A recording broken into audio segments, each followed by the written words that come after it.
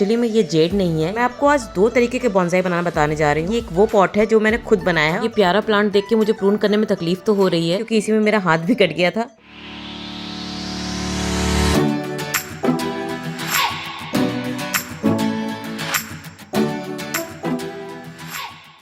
My random look check and I am looking good.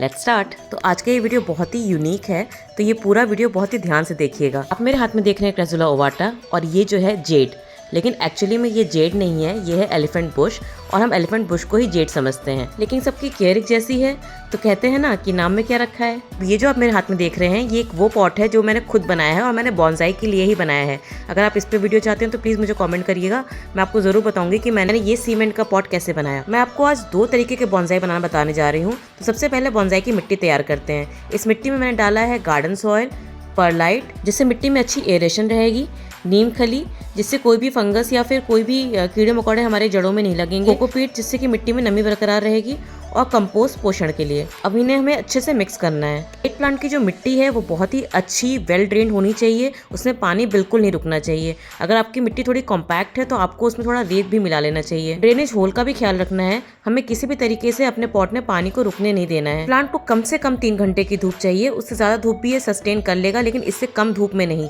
आप इसे बिल्कुल भी इंडोर मत रखिए। पानी आपको तब तक नहीं देना है जब तक कि ये पूरी तरीके से सूख ना जाए। मतलब आप 3-4 दिन बाद भी अगर आप पानी डालेंगे हल्का सा तो चलेगा।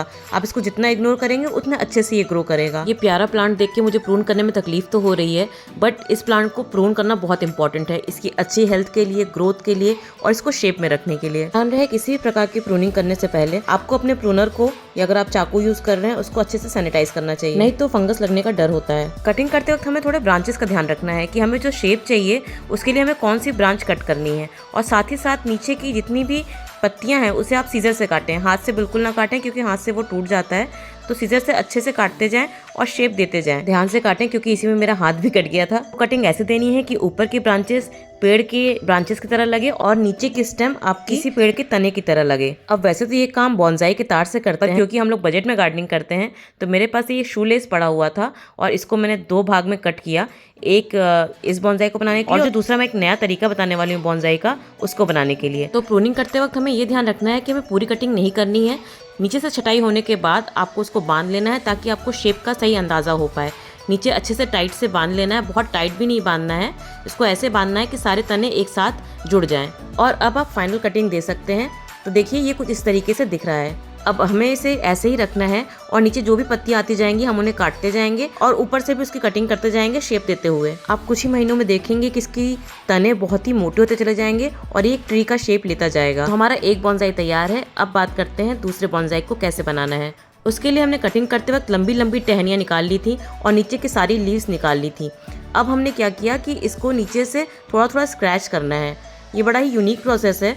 आप जब इसको स्क्रैच करेंगे तो जितने भी स्क्रैच पार्ट हैं आपको एक साथ उनको जोड़ना है और जोड़ने के बाद उनको अच्छी तरीके से टाइट बांधना है। ध्यान रहे जितने भी स्क्रैच पार्ट हैं वो एक दूसरे से टच कर रहे हो। इन सबको अच्छे से बांध के और इसको आपको मिट्टी में लगा देना है। कुछ ही महीनों में आप देखेंगे कि जितनी भी स्टेम आपने एक साथ जोड़ के बांधी थी वो बिल्कुल जुड़ जाएंगी, वो अलग नहीं होंगी और वो नीचे से एक खूबसूरत तने का रूप ले लेगा। कुछ महीनों बाद आपको ये रस्सी खोल देनी है और फिर से इसको शेप देते हुए ट्रिमिंग करते रहना है। बॉन्साई एक टाइम टेकिंग प्रोसेस है, इसमें काफ़ी टाइम लगता है, तो पेशेंस बिल्कुल मत खोइए। इसको आपको बहुत ही पेशेंटली देखना है, ट्रिम करना है और कई महीनों बाद ही आपके पास एक खूबसूरत बॉन्साई बनके तैयार हो जाएगा। अब बची हुई जो पत्तियां हैं उनको भी आप ऐसे ही डाल दें क्योंकि इनमें से भी काफ़ी पत्तियां प्रोपगेट हो जाएंगी और जो भी छोटी छोटी कटिंग्स निकली हैं उन सबको आप एक नई कटिंग बना लेंगे और आपके पास बहुत सारे जेड प्लांट्स हो जाएंगे। अगर आप कुछ भी कटिंग से लगाना चाहते हैं तो जेड सबसे ईजी प्लांट होता है कटिंग से लगाने के लिए। फाइनली आपने जितने भी पार्ट कट किए थे वहाँ पे कोई भी फंजीसाइड लगाना मत भूलिएगा। मैं हल्दी लगाती हूँ